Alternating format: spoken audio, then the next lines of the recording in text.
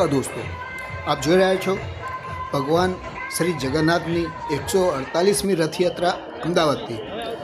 આ રથયાત્રા જગન્નાથપુરી પછી સૌથી મોટી રથયાત્રા માનવામાં આવે છે, સૌથી લાંબી અને સૌથી જૂની રથયાત્રા છે।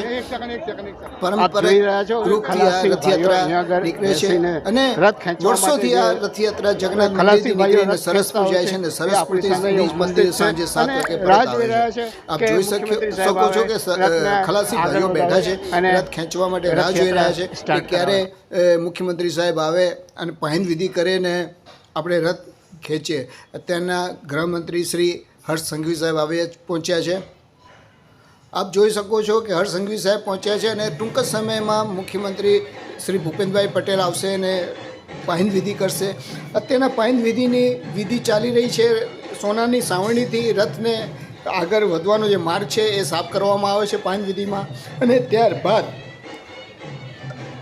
રથને જે નગરચર્યા ઉપર આજે ભગવાન શ્રી જગન્નાથ નીકળવાના છે એમને પ્રયાણ કરાવશે। આપ જોઈ રહ્યા છો કે પ્રયાણ વિધિ કરીને એ ખલાસી ભાઈઓનો આભાર માની રહ્યા છે અને ટૂંક જ સમયમાં જે ભગવાનનો રથ છે એ ખેંચી અને આગળ વધાવશે।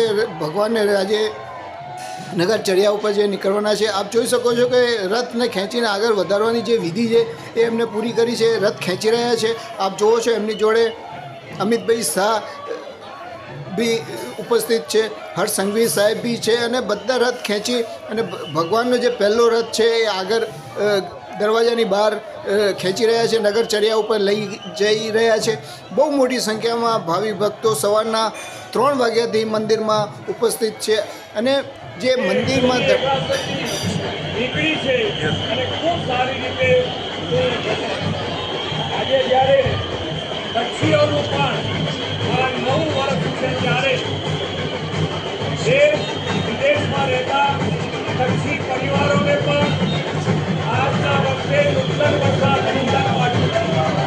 અને આજે ભગવાનના ચરણોમાં પ્રાર્થના કરું છું કે દરેક જણની સુખ શાંતિ અને સમૃદ્ધિ વધે। જય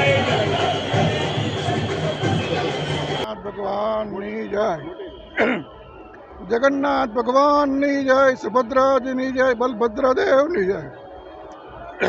હું દર વર્ષે જગન્નાથ મંદિરની રથયાત્રામાં સામેલ થવા આવું છું। પ્રભાતે મંગળાના દર્શન કરવા આવું છું અને આ વર્ષે હું મહિના પહેલાં જ પુરીમાં ઓરિસ્સામાં જગન્નાથપુરીના દર્શન કરી આવ્યો છું 1 મહિના પહેલાં કરી અને એક ભાગવત સપ્તાહ હતી એમાં હું સામેલ થયો હતો અને અઠવાડિયું જગન્નાથપુરીમાં રહીને આવ્યો છું।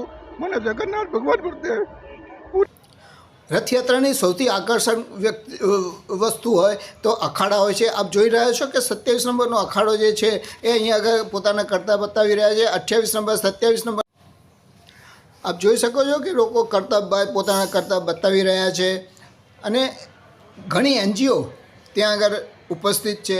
જેઓ ભગવાનનો રથ જ્યાંથી જેવો આગળ વધે છે તો જ્યાં કંઈ બી વસ્તુ પડેલી હોય તો એને પોતાની જોડે થેલી જે છે એની અંદર ભરીને સ્વચ્છ કરે છે, જગ્યા સ્વચ્છ કરે છે કે ભગવાનનો રથ નીકળે તો એ જગ્યા સ્વચ્છ હોવી જોઈએ ને સ્વચ્છ રાખવા માટે આ એનજીઓના સભ્યો ત્યાં આગળ ઉપસ્થિત છે। ઘણા વર્ષોથી આ એનજીઓ ત્યાં આગળ કામ કરી રહ્યું છે અને આ લોકોના સભ્યો અમુક જગ્યાએ ત્યાં ઊભેલા છે અને રથની જોડે ચાલે છે।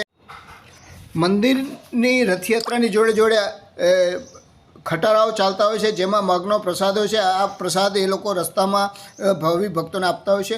મંદિરમાંથી રથ બહાર આવી ચૂક્યા છે અને ટૂંક જ સમયમાં જ્યારે હાથીઓ આગળ વધશે એના પછી રથયાત્રા આગળ કરવામાં આવશે।